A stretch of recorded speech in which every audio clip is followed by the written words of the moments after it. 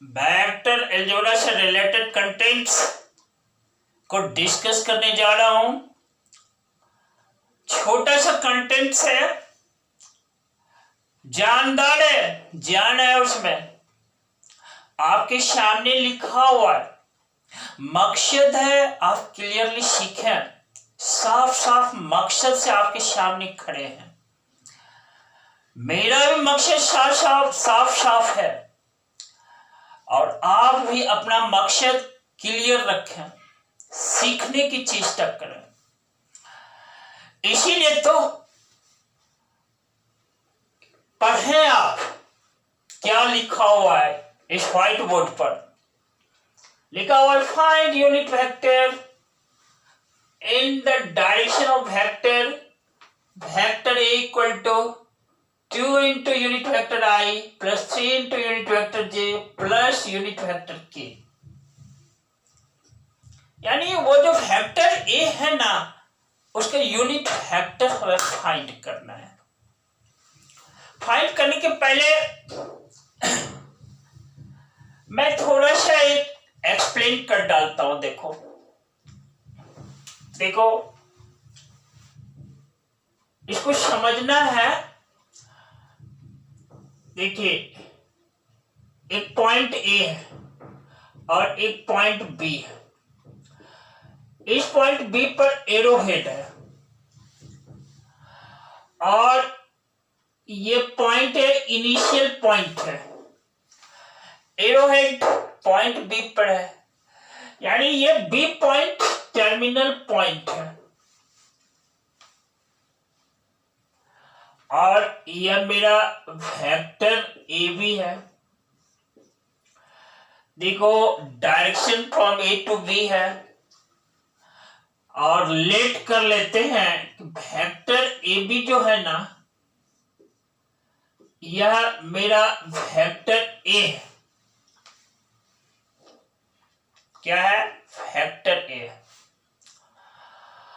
अब देखो, अब हमें फाइंड करना है यूनिट वेक्टर ए। तो देखो यूनिट वेक्टर ए यानी ए के ऊपर हेड या को एक कैप, इसको पढ़ा जाता है यूनिट वेक्टर ए। इसका फॉर्मूला मैंने पिछले क्लास में क्लियर किया, यहां भी बोल देता हूं। Unit vector A equal to vector A divided by mod of vector A होता है। और मैंने यह भी पढ़ा है, मॉड ऑफ वेक्टर ए को सिंपली हम ए लिख सकते हैं। देखो simply A, mod of vector ए एक स्केलर क्वांटिटी है, इसको सिंपली ए लिख डालता हूं। तो देखो यहां पर मेरा formula vector A divided by A भी हो जाता है। हो जाता नहीं, लिख सकते हैं। इस तरह से unit vector A equal to vector A divided by mod of vector A कहो या vector A divided by A कहो, क्योंकि यहां समझाया आपको मॉड ऑफ वेक्टर ए को सिंपली ए भी कह देते हैं।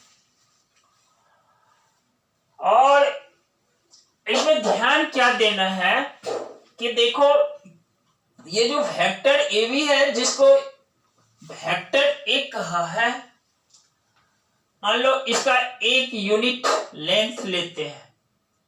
ठीक है, एक यूनिट लेंथ लिया और यहां पर एरो हेड दिया और ये जो पॉइंट है ना, इस वेक्टर ए बी पर इस पॉइंट को सी कह दिया।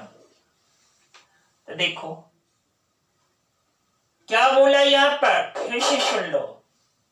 ये जो ए सी है ना, इसका लेंथ 1 यूनिट और डायरेक्शन देखो, एरो हेड इसी पॉइंट सी पर डाल दिया।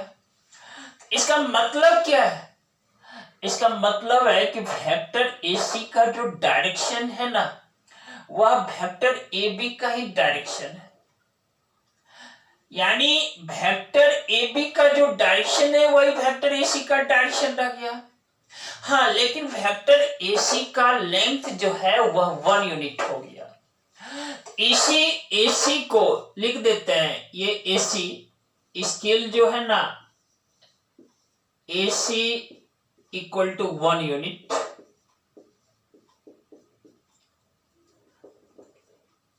यानी ये जो वेक्टर AC है, इसी को यूनिट वेक्टर A कहेंगे। फिगर से आपको समझाने का प्रयास किया है यहां पर मैंने। और डायरेक्शन आपने सीखा कहां से? फिगर से। देखिए आप कि यूनिट वेक्टर ए का जो डायरेक्शन है ना, वही है जो वेक्टर ए का डायरेक्शन। अब दोनों के बीच का एंगल क्या है? क्योंकि डायरेक्शन सेम है तो दोनों के बीच का एंगल थीटा यदि कहा जाए तो वह 0 डिग्री है। और फिर से मैं बोल देता हूं एक बार कि unit vector A equal to vector A divided by mod of vector A. और इसी फॉर्मूला का यूज करके यहां पर हमें रिजल्ट निकालना है। देखो, given vector A equal to, देखो 2 into unit vector I plus 3 unit vector J plus unit vector K. देखो यहां पर यूनिट वेक्टर डाल देना, यूनिट वेक्टर के। और मकसद है यूनिट वेक्टर ए निकालना। फॉर्मूला देखो, unit vector A equal to vector A divided by mod of vector A. तो पहले हम मॉड ऑफ वेक्टर ए निकाल लेते हैं। मॉड ऑफ वेक्टर ए क्या है? देखो आई जो है ना, यूनिट वेक्टर आई का कंपोनेंट 2 है, तो लिख देते हैं स्क्वायर रूट ऑफ 2 का स्क्वायर, प्लस जे जो है ना उसका कंपोनेंट 3 है, 3 का स्क्वायर, प्लस देखो के जो है ना इसका कंपोनेंट 1 है, 1 का स्क्वायर। इस तरह से root under 4 plus 9 plus 1 that is equal to root 14। यही हमारा मॉड ऑफ वेक्टर ए है। और देखो यूनिट वेक्टर ए, अब वेक्टर ए की जगह पर यही हमें लिख डालना है। देखो 2 into unit vector I plus 3 unit vector J plus unit vector के और डिवाइडेड बाय रूट अंडर 14। यही मेरा यूनिट वेक्टर है। थोड़ा सा इसको सेपरेट कर देते हैं। देखो इसको लिख सकते हैं 2 root under 14 I unit vector I plus 3 root under 14 unit vector G plus देखो 1 बाय रूट 14 यूनिट वेक्टर के। यही मेरे यूनिट वेक्टर है। आप इसी तरह से इसको फाइंड करना, निकालना। और बच्चों एक बात याद रखना, कभी अपने आप को निराश मत करना। जो आपका ड्यूटी है, जो आपका कर्म है, उसके प्रति सशक्त रहना, करते रहना। क्या पता कामयाबी कल आपको मिल जाए। इसलिए जीवन में हारना नहीं, हारने के लिए नहीं सीखना, हमेशा जीतने के लिए सीखो। और जीतने का मतलब सफल होने के लिए सीखो। और सफलता कब मिलती है? वह आपके सतत प्रयास से मिलती है।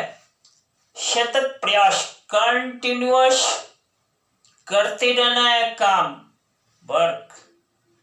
आप अपने डायरेक्शन में देख रहे हो ना, आप जो डिस्कस आपके सामने कर रहे हैं वह वेक्टर अलजेब्रा का पार्ट है, और वेक्टर अलजेब्रा मैग्नीट्यूड के साथ साथ वह वेक्टर डायरेक्शन भी खोजता है। इसीलिए तो मैंने कहा कि अपने डायरेक्शन में सतत कंटिन्यूअस काम करते रहना। वेरी गुड, बहुत अच्छा। फिर आएंगे आपके सामने, एक नया कंसेप्ट लेकर आऊंगा, और तब तक के लिए बहुत सारा धन्यवाद आप सभी बच्चों को। वेरी गुड, फिर से मैं बोल देता हूँ।